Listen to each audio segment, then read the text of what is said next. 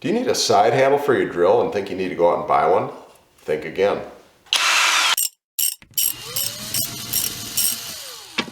I'm going to show you how to make this simple side control handle for your drill.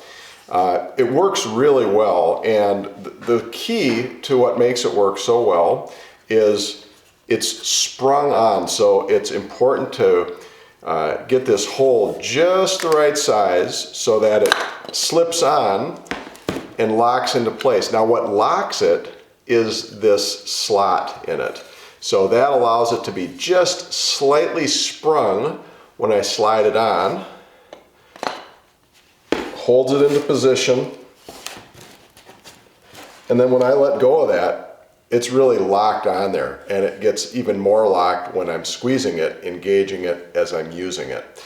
Now it hangs off a little bit past the drill here to give it a little bit more meat so it's not prone to splitting. So if you cut that line too close to the drill, there wouldn't be enough holding it. It would just split really easily. So I'm hanging out maybe 2.5 inches past the side of the drill. But nothing scientific about that. You could probably do it a little bit shorter than that. You could certainly do it longer than that. And then operation of the drill, of the handle, is just like the commercial ones that you would buy, and it works great. I made this to hang out about 9 inches past the side of the drill. That gives you plenty of control, but you could make it a little shorter if you wanted, if you had to get into tight spaces or whatever. But anyway, watch along, and I'm just going to walk you through the simple process of how I sized this up and built it, and I hope you'll give it a shot.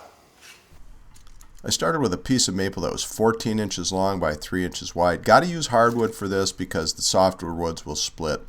Then you measure with the caliper the diameter of your drill's collar. Mine was 1.93 inches, so I made a hole slightly smaller than that. I used a 1 7/8 inch Forstner bit. You could draw a circle and cut it out on a scroll saw or a bandsaw as well. Either way would work just fine. You just need to create that rough circle size.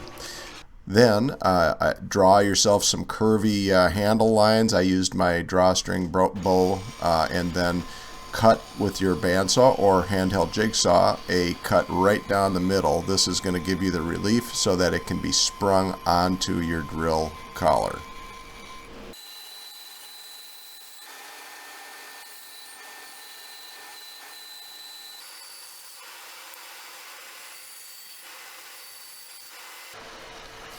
And use a sander of some sort. I've got an oscillating belt sander, but you can do this with a palm sander or random orbital sander as well. And just smooth out your cut lines and round everything over really nicely so that it feels good in your hand. If you're going to be using this a lot, you're going to want it to be nice and smooth.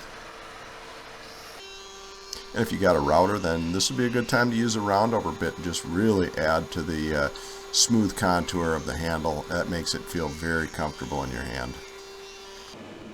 Then I'm just testing it for fit, springing it open, sliding it on, and locking it into position for a trial run.